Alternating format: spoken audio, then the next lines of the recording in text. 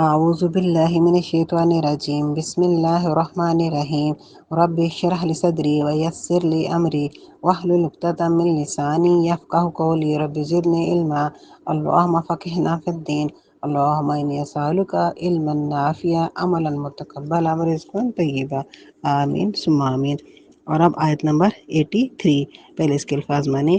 وَإِذْ، اور جب، اخذنا، ہم نے لیا، میثاقا، پختہ عہد، بنی اسرائیل، بنی اسرائیل، لا تعبدون، تم عبادت نہ کرنا، الا، سوائے، اللہ، اور بالوالدین، ماں باپ سے، احسانا، حسن سلوک، وذی القربی، اور قرابت دار، والیتامی، اور یتیم، والمساکین، اور مسکین، وقولوا، اور تم کہنا، للناس، لوگوں سے، حسناً، اچھی بات، واقیموا، اور تم قائم کرنا، صلاۃ، نماز، وآتوا، اور دینا، زکوٰۃ، زکوٰۃ، ثم، پھر، تولیتم، تم پھر گئے، الا، سوائے، قلیلاً، چند ایک، منکم، تم میں سے، وانتم، اور تم، معرضون، پھر جانے والے ہو۔ اور اب اس کا ترجمہ دیکھ لیتے ہیں۔ اور جب ہم نے بنی اسرائیل سے پختہ عہد لیا کہ تم اللہ کے سوا کسی کی عبادت نہ کرنا، اور ماں باپ سے حسن سلوک کرنا، اور قرابت داروں، یتیموں، اور مسکینوں سے، اور تم کہنا لوگوں سے اچھی بات، اور نماز قائم کرنا، اور زکوٰۃ دینا، پھر تم پھر گئے تم میں سے چند ایک کے سوا، اور تم پھر جانے والے ہو۔ اور اب ہم اس آیت کی تفسیر کو دیکھتے ہیں۔ آیت نمبر 83 میں اللہ تعالیٰ نے بنی اسرائیل سے لیے گئے کچھ وعدوں کا ذکر کیا ہے۔ سب سے پہلا وعدہ تھا وَإِذْ أَخَذْنَا مِيثَاقَ بَنِي إِسْرَائِيلَ لَا تَعْبُدُونَ إِلَّا اللَّهَ۔ اللہ فرماتے ہیں کہ بنی اسرائیل سے یہ وعدہ لیا گیا تھا کہ اللہ تعالیٰ کے سوا اور کسی کے آگے نہ جھکنا، اور کسی کی عبادت نہ کرنا۔ تو اس پیغام کو تمام دنیا کے انسان تک پہنچانے کے لیے اللہ تعالیٰ نے اپنے انبیاء اور رسولوں کو بھیجا، اور ہر نبی نے، ہر رسول نے اپنی امت کو آ کے یہ پیغام دیا کہ اللہ تعالیٰ کے علاوہ اور کسی کے آگے نہیں جھکنا، چاہے کوئی انسان ہو، چاہے فرشتہ ہو، چاہے کوئی مورتی ہو، پتھر ہو، درخت ہو، کیونکہ تمام مخلوقات اللہ تعالیٰ کی پیدا کی گئی ہیں، اور تمام مخلوقات محتاج ہیں۔ تو ان محتاج مجبور مخلوقات کو اللہ تعالیٰ کے برابر کھڑا نہ کیا جائے۔ اللہ فرماتے ہیں کہ اللہ تعالیٰ تمام گناہوں کو اگر چاہیں گے تو معاف کر دیں گے، مگر شرک کو معاف نہیں کریں گے۔ اور شرک کا مطلب ہے اللہ تعالیٰ کے ساتھ، اللہ تعالیٰ کی ذات اور صفات کے ساتھ کسی دوسرے کو شریک کرنا۔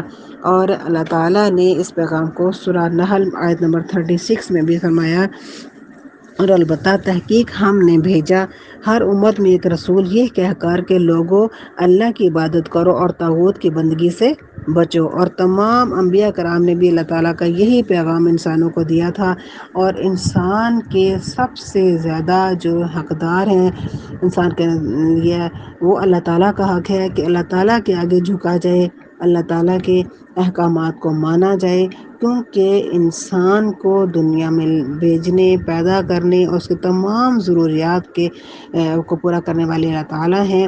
اللہ تعالیٰ خالق ہیں، مالک ہیں، تو پھر اللہ تعالیٰ کی عبادت کی جائے، اللہ تعالیٰ کے علاوہ اور کسی کے آگے نہ جھکا جائے۔ اللہ تعالیٰ نے اپنے بعد جو دوسرا حق رکھا ہے وہ والدین کا ہے۔ اللہ فرماتے ہیں، اور یہ بھی وعدہ لیا گیا تھا کہ والدین کے ساتھ حسن سلوک کرنا، احسان کرنا۔ احسان کا مطلب ہے حق سے زیادہ دینا، یعنی والدین نے اگر انسان کے ساتھ، اپنے بچوں کے ساتھ کوئی کمی کوتاہی کی ہے، کوئی زیادتی کی ہے، یعنی کہ والدین بھی تو انسان ہیں، ان کے ساتھ بھی کمی کوتاہی زیادتی ہو سکتی ہے، تو اس کے باوجود جب بچے بڑے ہوں تو وہ اپنے والدین کے ساتھ بہترین سلوک کریں، اور یہ نہ دیکھیں کہ ہمارے والدین نے ہمارے حق میں کوئی کمی کی تھی، بلکہ ان کے ساتھ احسان کرے۔ احسان کا مطلب ہے حق سے زیادہ دینا۔ جیسا والدین نے بچوں کے ساتھ بچپن میں کیا تھا، اس سے بھی بہتر بڑھ کے اچھا سلوک والدین کے ساتھ کیا جائے۔ اللہ فرماتے ہیں بنی اسرائیل میں آیت نمبر 23 اور 24 میں کہ ان دونوں میں سے ایک یا دونوں بڑھاپے کو پہنچے تمہارے سامنے کہ تو ان کے سامنے اف بھی نہ کرو۔ اف کا مطلب ہوتا ہے کہ سب سے ہلکا جو لفظ ہے، کام کرنے کے بعد کہا جائے کہ یہ ہمارے والدین نے ہمارے اوپر یہ مشکل ڈال دی تو ہمیں یہ کرنا پڑ گیا، وہ یعنی کہ احسان بھی نہ جتایا جائے، اور اف تک ایک جو مفعولی سا لفظ ہے وہ بھی نہ کہا جائے، تو ان کے ساتھ عزت و احترام سے بات کی جائے۔ اس کے علاوہ فرمایا کہ صرف عزت و احترام سے باتیں نہ کی جائے بلکہ جو اپنا انداز طریقہ ہے اس کو بھی عاجزی والا رکھا جائے۔ فرمایا والدین کے سامنے کندھے جھکا کے رکھو۔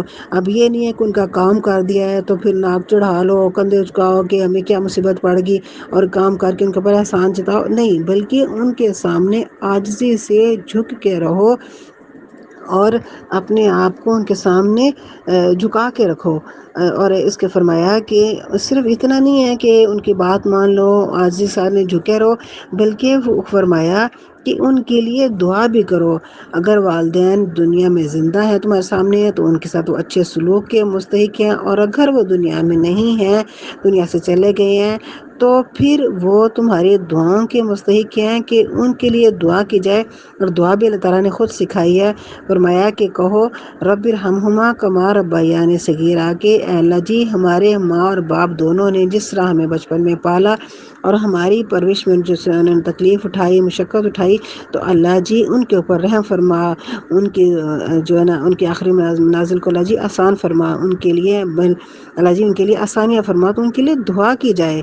تو جیسے والدین جو ہیں وہ بچپن میں انسان کو کتنی مشقتوں سے پالتے ہیں، اپنے راتوں کی نیندیں جو ہے نا وہ حرام کرتے ہیں بچوں کو پالنے کے لیے، تکلیف اٹھاتی ہیں، ماں دن رات کی تکلیف اٹھاتی ہے، اور جو باپ ہے وہ مشقت محنت کر کے کما کے لاتا ہے اور اپنی کمائی جو ہے اپنے اولاد کے اوپر لگاتا ہے، اور اس کے باوجود جو ماں باپ ہیں وہ کبھی بچوں کے اوپر احسان نہیں دلاتے بلکہ بچوں کا ہر کام خوش دلی سے کرتے ہیں۔ تو اس لیے فرمایا کہ ماں باپ ایک یا دونوں زندہ ہوں تو ان کے ساتھ بھلائی کا اور احسان کا رویہ کیا جائے، ان کے مرنے کے بعد بھی ان کے اوپر ان کے لیے دعائیں خیر کی جائے۔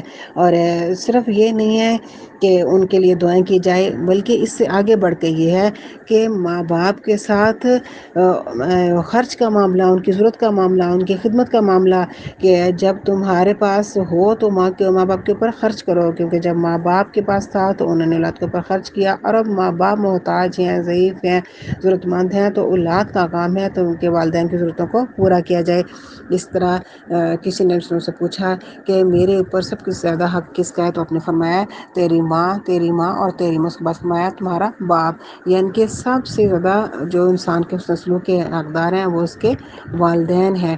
اس کے بعد کسی اور صحابی نے پوچھا کیا یا رسول اللہ تعالیٰ کو سب سے محبوب عمل کون سا ہے، آپ نے فرمایا کہ وہ نماز جو وقت پر پڑھی جائے، اس کے بعد والدین کے ساتھ حسن سلوک، اور اس کے بعد جہاد، اور باقی سارے اعمال بھی افضل ہیں، لیکن فرمایا سب سے پہلے نماز اللہ کا حق، اللہ کے حق کے بعد اس کے ساتھ ہی فوراً فرمایا کہ والدین کے ساتھ حسن سلوک، اور اس کے بعد جہاد کا درجہ۔ حالانکہ مجاہد کی کتنی شان ہے، فرماتے ہیں کہ مجاہد کو اللہ تعالیٰ کے راستے میں جو شہید ہوا اس کو مردہ نہ کہو، تو وہ زندہ ہے، اس کو اللہ تعالیٰ کیا رزق دیتا ہے، لیکن اس فرمایا کہ والدین کی جو خدمت ہے، اس کا سلوک ہے، وہ اس سے بھی پہلے ہے۔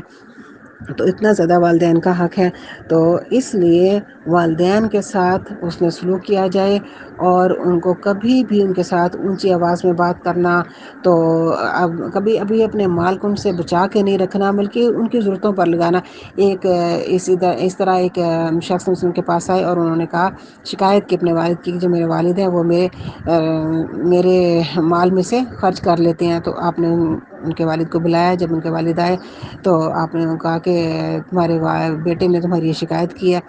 اس شخص نے کہا کہ یا رسول اللہ، جب یہ کمزور تھا تو ناتواں تھا، بے بس تھا، میں اس کے اوپر خرچ کرتا تھا تو اس کی ضرورتوں کا خیال رکھتا تھا، اور اب میں کمزور ہوں، ناتواں ہوں، بے بس ہوں، لاچار ہوں اور خالی ہاتھ ہوں، اور جب میں اس کے مال میں سے اپنی ضرورت کے لیے لیتا ہوں تو یہ منع کرتا ہے۔ تو آپ نے فرمایا کہ تو اور تیرا مال تیرے باپ کا ہے، یعنی انسان جو ہے وہ کبھی بھی اپنے مال کو اپنے ماں باپ کی ضرورتوں سے بچا کے نہ رکھے، کیونکہ یہ ماں باپ کا حق ہے اور اولاد کا فرض ہے کہ والدین کی ضرورتوں کو پورا کریں۔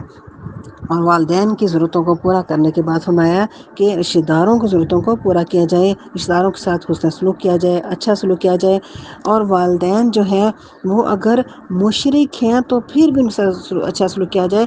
مشرکوں کے جو مشرک ہیں ان کی بات تو نہیں مانی جائے گی، لیکن ان سے حسن سلوک کیا جائے گا کہ اگر مشرک والدین ہیں اور وہ یہ دیکھیں کہ ہماری جو اولاد ہے اس نے یہ نئے دین میں داخل ہو گئی ہے، اور نئے دین میں داخل ہونے کے بعد اس نے ہمارا خیال رکھنا نہیں چھوڑا، اور ہمارے جو ہماری فرما بردار بھی ہے اور پہلے سے ہمارا خیال رکھ رہی ہے، تاکہ والدین جو ہیں وہ دین کی طرف جھکیں۔ تو یہ بھی والدین سے حسن سلوک کرنے کا ایک انداز اور طریقہ ہے۔ اللہ تعالیٰ ہم سب کو سمجھ فرمائے۔ اور رشتہ داروں کے ساتھ بہترین سلوک کرنے کے لیے فرمایا گیا کہ والدین کے بعد رشتہ داروں سے حسن سلوک کیا جائے، اور رشتہ داریوں کو کاٹنے سے منع فرمایا۔ رشتہ داریوں کو کاٹنے سے اللہ تعالیٰ کی ناراضگی آتی ہے۔ فرمایا کہ بہت ہی خسارے میں ہے وہ شخص جو کہ رشتہ داریوں کو کاٹتا ہے۔ اور سب سے جو والدین کے بعد سب سے نزدیک جو رشتہ داریاں ہیں وہ اپنی اولاد ہے۔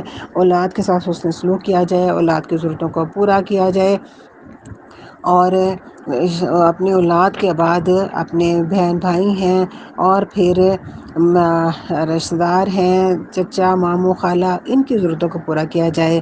انسان ایک بہترین معاشرہ چاہتا ہے کہ اگر تمام لوگ ایک دوسرے کا خیال رکھیں، ایک دوسرے کی ضرورتوں کو پورا کریں، تو ایک معاشرے میں کوئی پریشان حال نہ رہے، کوئی دکھی نہ رہے، کوئی جو ہے نا وہ محتاج نہ رہے، تو ایک بہترین مثالی معاشرہ جو ہے وہ کام ہوگا۔ تو اس لیے اسلام فرماتا ہے کہ رشتہ داروں کا بھی خیال رکھا جائے۔ اور جو رشتہ داروں کے بعد فرمایا کہ جو یتیم ہیں، یتیموں کا خیال رکھا جائے، اور یتیم جو ہے وہ معاشرے کا کمزور طبقہ ہوتا ہے جو کہ اپنی ضرورتیں خود پوری نہیں کر سکتا۔ یتیم وہ ہوتا ہے جس کا جو کہ نابالغ ہو، جس کا باپ فوت ہو چکا ہو۔ تو باپ کے فوت ہونے کے بعد یقیناً جو چھوٹے بچے ہوتے ہیں، نابالغ بچے ہوتے ہیں، وہ تمام ضرورتوں کے لیے دوسروں کے محتاج ہوتے ہیں، کیونکہ جس کا باپ زندہ ہوتا ہے تو اپنی اولاد کی ضرورتیں خود پوری کرتا ہے، اس کی تعلیم و تربیت کا خیال رکھتا ہے، ہر طرح سے اس کا خیال رکھتا ہے۔ اور جب باپ دنیا سے چلا جائے تو چھوٹی چھوٹی ضرورت کے لیے بھی بچے محتاج ہو جاتے ہیں۔ تو اگر ان کی تعلیم و تربیت نہ کی جائے تو یہی بچے جو ہیں بڑے ہو کے معاشرے کے لیے ناسور بھی بن سکتے ہیں، معاشرے کے لیے پریشانی کا باعث بھی بن سکتے ہیں۔ تو فرمایا کہ ان کی تربیت کی جائے، اور ان کی ضرورتوں کا خیال رکھا جائے۔ اور حدیث پاک ہے کہ بہترین گھر وہ جس میں یتیم ہو، اس کے ساتھ اچھا سلوک کیا جاتا ہو۔ تو یتیموں کے بعد فرمایا گیا کہ مساکین کا خیال رکھا جائے، اور مساکین جو ہے یہ وہ طبقہ ہے جو کہ معاشرے کا کمزور طبقہ ہے، اور ان کا کسی کے اوپر کوئی احسان بھی نہیں ہوتا کہ کسی کے احسان کا بدلہ چکایا جائے۔ جیسے کہ رشتہ دار ہیں، ان کے کسی کے اوپر احسان ہوتا ہے تو پھر بھی انسان کہتا ہے کہ یہ فلاں وقت میرے کام آیا تھا تو میں اس کے کام ہوں، لیکن یہ مساکین ایسا طبقہ ہے کہ جس کا کسی کے اوپر کوئی احسان بھی نہیں ہوتا، تو یہ کسی کو احسان یاد دلا سکے، اپنے لیے کہہ سکے، یا کسی سے کوئی شکوہ شکایت کر سکے۔ تو مسکین وہ ہوتا ہے کہ جو اپنی ضرورتیں پوری نہ کر سکے۔ اور اس میں ضروری نہیں ہے کہ انسان بے روزگار ہو، روزگار بھی اس کا بے شک ہو، لیکن اس کی عیال زیادہ اور اس کی ضرورتیں وہ پوری نہ کر سکتا ہو، تو ایسا شخص بھی مسکین میں آتا ہے۔ اس کا خیال رکھنا، اس کی ضرورتوں کو پورا کرنا بھی ضروری ہے۔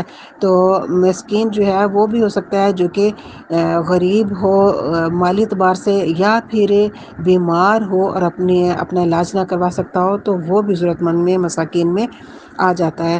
تو یہ ضروری نہیں ہے کہ جو مساکین ہیں وہ مسلمان ہوں، غیر مسلم بھی ہو سکتے ہیں، لیکن جو معاشرے کا حصہ ہیں تو ان کا خیال رکھنا فرض ہے۔ جیسے کہ آگے اللہ تعالیٰ نے فرمایا وَقُولُوا لِلنَّاسِ حُسْنًا، کہ لوگوں کے ساتھ اچھی بات کرو۔ اب یہ جو فرمایا گیا کہ لوگوں کے ساتھ اچھی بات کرو، تو اس میں یہ نہیں کہا گیا کہ مسلمانوں کے ساتھ۔ لوگوں کا مطلب ہے کہ تمام انسان، چاہے وہ مسلمان ہے چاہے وہ غیر مسلم ہے، ہر کسی کے ساتھ اچھی بات کی جائے، اور کبھی بھی خود کو متکبر بنا کے، بڑا بنا کے، دوسروں سے افضل بنا کے بات نہ کی جائے۔ کیونکہ انسان جب اپنے آپ کو دوسروں سے افضل بہتر بناتا ہے تو فرمایا گیا کہ اللہ تعالیٰ کے نزدیک وہ سب سے گھٹیا ہے، کیونکہ اللہ تعالیٰ نے تکبر کو ناپسند فرمایا۔ اللہ فرماتے ہیں کہ تکبر میری چادر ہے، جو اس کو کھینچے گا میں اس کو ذلیل کروں گا۔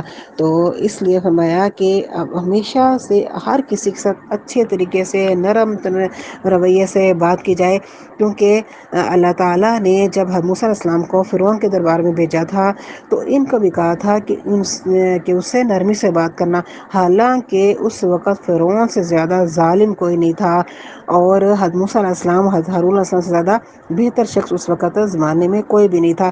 اس کے باوجود فرمایا کہ اس کے ساتھ نرمی سے بات کرنا، تو نبی سے فرمایا جا رہا ہے کہ نرمی سے بات کرنا۔ اور اگر ہم ایک دوسرے کے ساتھ تش رویہ اختیار کریں، سخت مزاجی کا رویہ کریں، تو پھر اس کا کیا ہوگا کہ انسان جو ہے وہ دوسرے سے جو ہے نا وہ ہمیشہ دور بھاگے گا، اور جو معاشرہ ہے وہ برے سے برا ہوتا جائے گا، اس کے حالات جیسے کہ اللہ تعالیٰ نے وسلم سے فرمایا کہ اگر آپ نرم روح نہ ہوتے، نرم مزاج نہ ہوتے تو لوگ آپ سے چھٹ جاتے، تو آپ یعنی کہ آپ کو چھوڑ جاتے، تو اس لیے آپ لوگ آپ کی گر جگہ ہے کہ جمع ہے کہ آپ نرم مزاج ہیں۔ تو اس لیے بات کو سمجھانے کے لیے بھی کسی کے ساتھ سخت رویے سے، سخت طریقے سے بات نہیں کرنی چاہیے، غصے سے بات نہیں کرنی چاہیے، نرمی سے، آرام سے، خوش اخلاقی سے بات کرنی چاہیے، اور کشادہ دلی سے دوسروں کو اپنی بات سمجھانی چاہیے، کیونکہ جب ہم دوسروں کے ساتھ غلط رویہ اختیار کریں گے تو یقیناً آگے سے بھی اس کا رد عمل ہوگا، تو اسی طریقے سے جو ہے نا بات خراب ہوتی ہے اور حالات خراب ہوتے ہیں، اور معاشرہ جو ہے وہ اس میں خرابی اور بگاڑ آتا ہے۔ تو چاہے کوئی بھی ہو تو اس کے ساتھ بہترین سلوک کرنے کا اللہ تعالیٰ نے حکم دیا، کیونکہ تمام انسان اللہ تعالیٰ کے عیال ہیں، اللہ تعالیٰ کا کنبہ ہے، تو اس لیے تعالیٰ کا حکم ہے کہ تمام انسانوں کے ساتھ اچھے طریقے سے بات کی جائے، حسن سلوک سے بات کی جائے، کیونکہ انسان جب کسی کو بات کرنے کے لیے سختی سے بات کرے گا تو دوسرے کا اگر بات جھگڑے کا نہ بھی ارادہ ہو، تو جب بات تلخ کلامی سے کی جائے، غلط انداز سے کی جائے، تو اس کی وجہ سے بعض اوقات دل میں برائی آ جاتی ہے، اور صرف غلط انداز کی وجہ سے جو ہے نا بات بگڑ جاتی ہے اور جھگڑا ہو جاتا ہے، اور دلوں میں فرق آ جاتا ہے، برائیاں آ جاتی ہیں، نفرتیں پیدا ہو جاتی ہیں، دوریاں پیدا ہو جاتی ہیں، غلط فہمیاں پیدا ہو جاتی ہیں، تو یہ سارا کچھ انسان کے غلط بات کرنے کے انداز سے ہوتا ہے۔ تو اس لیے بہتر ہے کہ انسان کوشش کرنی چاہیے کہ اپنے بات کرنے کے انداز کو، طریقے کو، اور اپنے الفاظ کو نرم رکھا جائے اور انداز کو بہتر رکھا جائے۔ تو اس نے طرح فرمایا کہ لوگوں سے اچھے طریقے سے اور اس نے سلوک سے بات کرو، اور اس کے ساتھ ہی لوگوں کے ساتھ ہی فرمایا کہ اور نماز قائم کرو۔ لوگوں کے ساتھ اچھا سلوک کرنے کے ساتھ اللہ تعالیٰ نے اپنا بھی حق یاد کرایا کہ دیکھو اللہ تعالیٰ کو نہ بھولنا اب یہ نہیں ہے کہ اگر مہمان گھر میں آئے بیٹھے ہیں تو یا دوستوں کی محفل میں بیٹھے ہیں تو نماز کا ٹائم ہوا ہے تو یہ سوچو کہ اللہ تعالیٰ نے کہا تھا کہ ان سے حسن سلوک کرنا، اگر میں ان کو چھوڑ دیا تو یہ ناراض ہو جائیں گے۔ فرمایا کہ نہیں، ساتھ ہی فرمایا واقیم الصلاۃ، اور نماز قائم کرو۔ تو نماز کا کیا ہے؟ اللہ تعالیٰ کا حق ہے، اللہ تعالیٰ کے دربار میں حاضری ہے، اور اللہ تعالیٰ کے بلاوے پہ لبیک کہنا، کہ جب اللہ تعالیٰ کا حکم آ جائے تو پھر سب کو چھوڑ کے، سارے کاموں کو چھوڑ کے اللہ تعالیٰ کے آگے فوراً حاضر ہوا جائے اور اللہ تعالیٰ کے آگے جھکا جائے۔ جب انسان اللہ تعالیٰ کے آگے جھکتا ہے تو اللہ تعالیٰ کے باقی تمام احکامات کو بھی پورا کرنا اس کے لیے آسان ہو جاتا ہے۔ تو اس لیے فرمایا کہ جو نماز ہے وہ دین کا ایک لازمی جز ہے، ایک لازمی حصہ ہے۔ تو نماز کے لیے اللہ تعالیٰ کی قربت حاصل ہوتی ہے، اللہ تعالیٰ کی قربت کا ذریعہ ہے، اللہ تعالیٰ سے اپنے مسائل حل کروانے کا ذریعہ ہے۔ انسان کا اللہ تعالیٰ کے ساتھ سب سے مضبوط تعلق اور رشتہ جو ہوتا ہے وہ نماز کے ٹائم پہ ہوتا ہے۔ تو حدیث پاک میں ہے جس نے جان بوجھ کے نماز چھوڑی اس کا ہم سے کوئی تعلق نہیں۔ اب دیکھیں نبی فرما رہے ہیں کہ جان بوجھ کے نماز چھوڑنے والے کا ہمارے ساتھ کوئی تعلق ہی نہیں ہے۔ تو جب نبی نے فرما دیا کہ ہم اسے بری ذمہ ہیں، تو پھر جیسے جس نبی سے بری ذمہ ہو جائے اس کو چھوڑ دیں تو پھر انسان کس قدر خسارے میں ہے۔ تو جب آپ نبی نے اس کو چھوڑ دیا تو اسلام کا اسے تعلق ہی کوئی نہ رہا، تو پھر تو وہ مسلمان ہی نہ رہا۔ تو اس لیے نماز جو ہے انسان کے بہترین انجام کا بھی ذریعہ ہے. جو انسان نماز پڑھتا ہے، تعالیٰ کے حکموں پہ چلتا ہے، تو اس کا جو انجام ہے وہ بھی بخیر ہوتا ہے. تو اس لیے اللہ تعالیٰ کے اس حکم کو ماننا ہے، اور نماز کے جو ہے نا بغیر شرعی عذر کے کبھی بھی نہیں چھوڑنا. نماز کو اس کے وقت پر ادا کرنا ہے. اور نماز کے ساتھ اللہ تعالیٰ نے اپنا دوسرا حق بھی فرمایا کہ وآتوا الزکوٰۃ، اور زکوٰۃ بھی ادا کرو. جو زکوٰۃ ہے وہ بھی انسان کے اوپر حق ہے کہ جب انسان زکوٰۃ ادا کرے گا تو ظاہر ہے کہ وہ بھی انسانوں کے کام ہی آئے گی. تو یہ بھی انسانوں کا حق ادا کرنا ہی ہے. تو فرمایا کہ انسانوں کا حق ادا کرو، اور جو زکوٰۃ نہیں دے گا تو وہ انسانوں کا حق مارے گا. ظاہر ہے کہ جس چیز کو ہم روک کے رکھیں گے، تو اگر ہم اس کو کسی کو ادا کر دیتے تو اس کی اپنی کتنی ضرورتیں پوری ہوتی. تو جو بے روزگاری ہے، اپنی بنیادی ضرورتوں سے محروم ہونا ہے، وہ بھی انسان کے بھٹکنے کا باعث ہے. تو فرماتے ہیں کہ اللہ تعالیٰ نے جو انسان کو دیا ہے اس میں اللہ تعالیٰ نے محتاجوں کا حق رکھا ہے. جیسے کچھ صرفات ہیں ان طرف فرمایا کہ اللہ تعالیٰ کے دیے ہوئے میں سے اللہ کے راستے میں خرچ کرو. کہ جو اللہ تعالیٰ نے دیا ہے تمہیں، تو اس میں اللہ تعالیٰ کے کمزور لوگوں کا بھی حق ہے. جن کو اللہ تعالیٰ نے نہیں دیا، تو ان کا حق اللہ تعالیٰ نے تمہارے مالوں میں رکھا ہے، تمہارے ذریعے اللہ تعالیٰ نے ان کو دلوانے کے لیے رکھا ہے. تو لہٰذا تم ان کا حق ان کو ادا کرو. تو اللہ تعالیٰ نے اپنا دوسرا جو حق ارشاد فرمایا، پہلا حق ایمان لاؤ، دوسرا حق نماز پڑھو، اور پھر اللہ تعالیٰ کے دیے میں سے اللہ تعالیٰ کی مخلوق پر خرچ کرو. تو اس طرح انسانوں کے بھی دو حقوق ارشاد فرمایا. پہلا حقوق ان سے اچھا سلوک کرو، اور دوسرا فرمایا کہ ان کی مدد کرو. اور اگر تمہارے پاس مال ہے تو ان کی ضرورت پر خرچ کرو. تو یہ ان کا حق ہے. اللہ تعالیٰ نے تمہارے مالوں میں ان کا حق رکھا ہے. تو اللہ تعالیٰ ہمیں اس بات کی سمجھ عطا فرمائے تاکہ ہم جو ہے نا اس کو کام کو پورا کر سکیں. چل فرماتے ہیں کہ اتنے عہد تم نے کیے اور پکے عہد کیے، تو پکے عہد کرنے کے بعد تم نے ان کو بھلا دیا اور منہ موڑ لیا اور ان کو توڑ دیا. تو میثاق وہ عہد ہوتا ہے جو کرے اور جس کا کیا جائے دونوں کو آپس میں باندھ. فرماتے ہیں کہ اتنے پکے وعدے تم نے کیے اور اس کے بعد تم نے اپنے عہد کو توڑ دیا. لیکن تم میں سے بہت تھوڑے سے لوگ جو تھے وہ اپنے عہد پر قائم رہے، جنہوں نے اللہ تعالیٰ کے کیے گئے ان وعدوں کو پورا کیا. لیکن اکثریت نے ان کو بھلا دیا اور منہ موڑ لیا. جب انسان اللہ تعالیٰ کے حکموں کو توڑتا ہے یا منہ موڑتا ہے تو یقیناً اپنا ہی نقصان کرتا ہے. تو خود جب نافرمان بنتا ہے تو یقیناً اللہ تعالیٰ کے پھر سزا کا مستحق ٹھہرتا ہے. تو اللہ تعالیٰ کو تو اس میں کوئی نقصان ہی، انسان کا اپنا نقصان ہے، تو انسان اپنا نقصان کرتا ہے. فرماتے ہیں کہ تم نے پکے وعدے کرنے کے بعد تم نے اپنے وعدوں کو توڑ دیا اور تم نے اللہ تعالیٰ کے عہد کو توڑ دیا، تو اور تم نے منہ پھیر لیا. فرماتے ہیں اور تم ہو ہی منہ پھیرنے والے، اور تم ہو ہی پھرنے والے کہ جو انسان ڈھیٹ ہو جاتا ہے، ضدی ہو جاتا ہے، تو پھر وہ اللہ تعالیٰ کی نہیں مانتا، اپنے نفس کی مانتا ہے. تو جب انسان اپنے نفس کی مانتا ہے، اپنے دل کی مانتا ہے، تو پھر وہ حکم ماننے سے بھاگتا ہے، کیونکہ اس میں حکم ماننے پہ پابندیاں ہوتی ہیں، اپنی مرضی کو، اپنے نفس کو چھوڑنا پڑتا ہے. تو اس لیے انسان جو ہے وہ سے بھاگتا ہے. تو اللہ تعالیٰ کی ماننے میں خیر ہے انسان کا، اس میں فائدہ ہے، اپنی بھلائی ہے، کیونکہ اللہ تعالیٰ انسان کی تمام ضرورتوں کو پورے کرنے والے ہیں، تمام مصیبتوں تکلیفوں کو دور کرنے والے ہیں. انسان دعاؤں کے ذریعے اللہ تعالیٰ سے اپنی باتیں منواتا ہے. اس لیے ہمیں چاہیے کہ ہم اللہ تعالیٰ کے حکموں کو ماننے والے بنیں، اللہ تعالیٰ کے حکموں پر عمل کرنے والے بنیں، اور اللہ تعالیٰ ہمیں اس کی توفیق عطا فرمائے اور ہم ان لوگوں سے نہ ہوں جو کہ خسارے والے ہیں. اللہ تعالیٰ ہمیں خسارے والے لوگوں سے محفوظ رکھے. آمین.